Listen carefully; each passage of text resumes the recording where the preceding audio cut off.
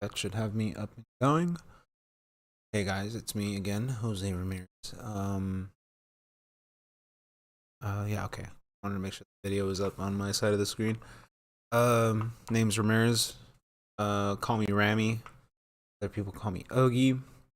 It's gonna be the same thing where I'm reading a part from my journal called "The Art of Emotional Warfare." For plugs, I do a podcast called the Rabbit Hole Network. Check it out at rabbithole.show. It'll take you to the YouTube.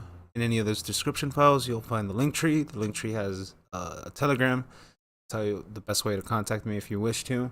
I do an update on the news. I'm a mod there, so I will ban you if you do anything stupid. The art of emotional warfare. Um, and with the title, I kind of want to talk about a story where I noticed that I lost one subscriber from the YouTube channel when I did this video, and it really sent me for like an emotional, like it sent me on a head trip. I started really overthinking about how, was it something I said? Was it my presentation? Was it this? Was it that? And I started kind of overthinking the scenario of why I lost this one particular subscriber, because most of the people that watch this are, or at least that follow my YouTube, are people that I know personally. So, and asked, it got me thinking like, oh, who could have been? Like, was it this? Was it that? I just started overthinking, and that's kind of something that came about with the emotional warfare that we're currently seeing.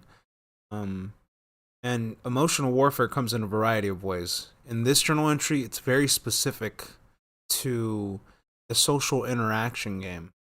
Um, by no means does it just stretch to that, because you have different levels of emotional warfare that was sought out to destroy the family unit, but not, you know, you know what I mean. It was set out to divide the child against the parents, and then the mom against the dad.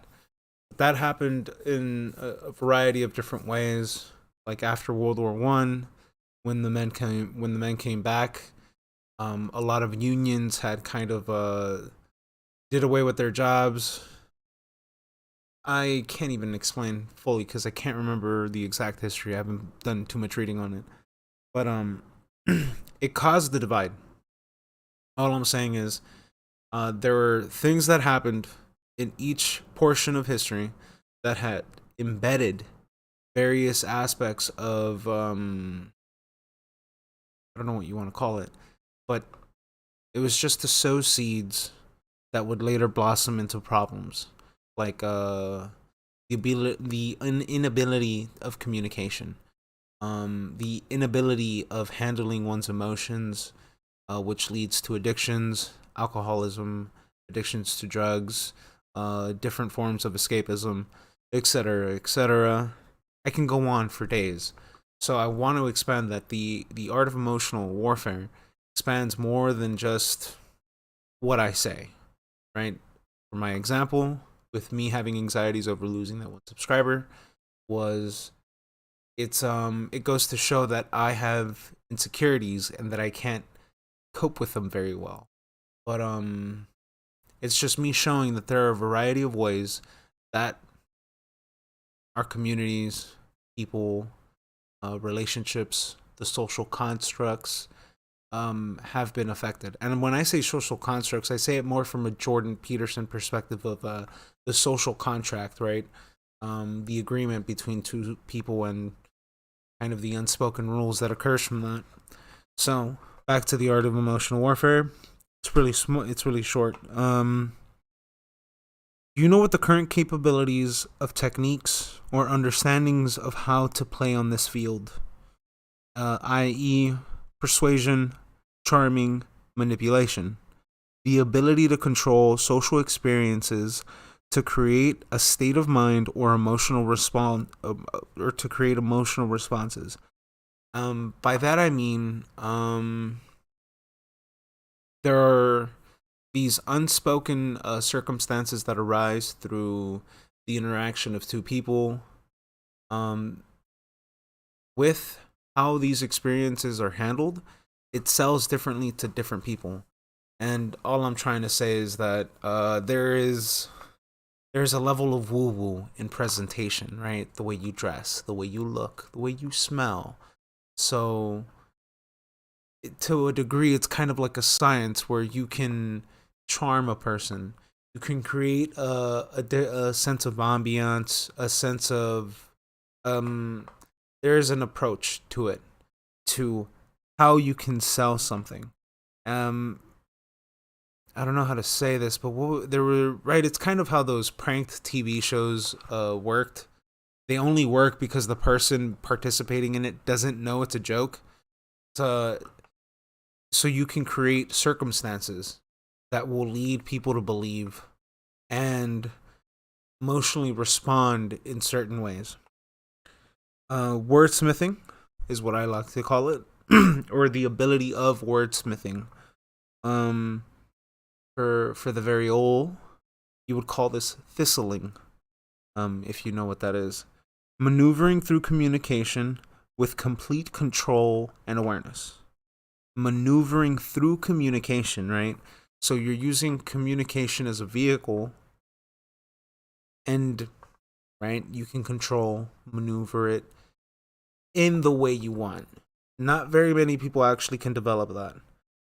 By all means, this is a skill that anyone can practice and improve.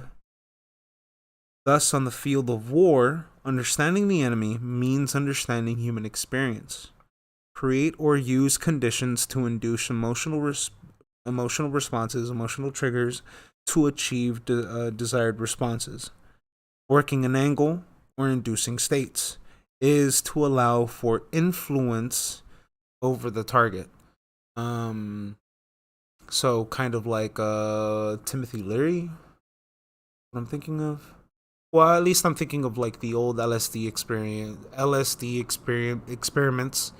where I think this was done in Berkeley, where they were just testing psychedelics, shrooms, LSD on people to see what sort of kind of emotion, what kind of states of mind they could get from this.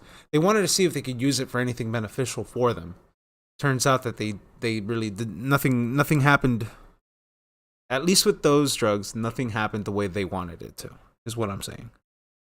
Um, right, getting the target in a specific emotional state in order to apply influence. So, as per my observations, I've noticed there are a few groups of people who can actually become adept or aware of these systems or structures. Again, I'm just saying aware of these systems and structures. By no means does this mean that they learn to control or influence any emotion. It requires a lot, right? It requires being able to listen, being able to understand what people are telling you. It requires a level of malleability, right? Because people like to talk. That's kind of the first rule. If you ever want to get good at like communicating with somebody, people like to talk about themselves. Um, right? It's an approach. How to Win Friends and Influence People is another book that I always talk about. But when you look at how to win friends and influence people, there is a variety of books that all talk about this, about affecting levels of human experience in order for you to achieve a certain desired goal with the target. And by target, I mean if you want to become friends with somebody, if you want to approach a girl, if you want to approach some dude at the gym or this or that. It's weird, but there is a level of science to how you can approach the person. And it's kind of like acting, right? No offense, but in America, people are super susceptible to the experience that you can give them. And in a weird way, you can actually train yourself to be the best con artist there is. So, the art of emotional warfare. Very short. Of course, I can expand that. Again, there is a lot of emotional warfare. Something that I grew up seeing a lot because I grew up in South Central Los Angeles was seeing how vindictive mothers would get and like they would hold their children over the head of the father just to get back at them. Like, oh well, f you because you're with your new floozy, this and that, and like, I don't know. I had friends that kind of were the butt end of this because they would later find out that like, oh, you mean dad wasn't a total piece of ass? Like what? But again, like, in order for people to have resulted to making these sort of selfish decisions, so I'm not saying it's their fault. I'm just saying that like this is levels of generational shit that had to be cemented somewhere. There had to be a generation that had faltered in order for everyone else subsequent to them to falter. And it's kind of why they keep us in the dark with, being able to understand how communication works between person A and person B. And it's kind of why I think that they've had to control Jordan Peterson since, like, ever since he talked about the social contract. By that, he just meant how I interact with you. There's a level of rules between that. And once he mentioned that, it was like, oh, that's a wrap. We need to get rid of this dude because, you know what I mean? There was a level of sophistication and art to communicating and to how people maintain these relationships with one another. So yeah, that was the art of emotional warfare. My name is Ramirez. You can call me Rami. Catch me at the podcast with the Rabbit Hole Network every Friday, every Saturday at 9:30 p.m. But that's my time, Pacific Coast. I think that's like 11:30 for East Coast. That's my first attempt at glitch art or wherever that is. That says frogbear.zil. That's a unstoppable crypto domain. Check out the Crypto Council too. I'm on that. And anything else I should say? Not sure what else I should plug in, but catch me in about 10 minutes while I smoke a bowl or two. I don't know, but that next one will be, you got a license for that? Oh, you got a license for that spoon there? It's a dangerous weapon, mate. Yeah. That'll be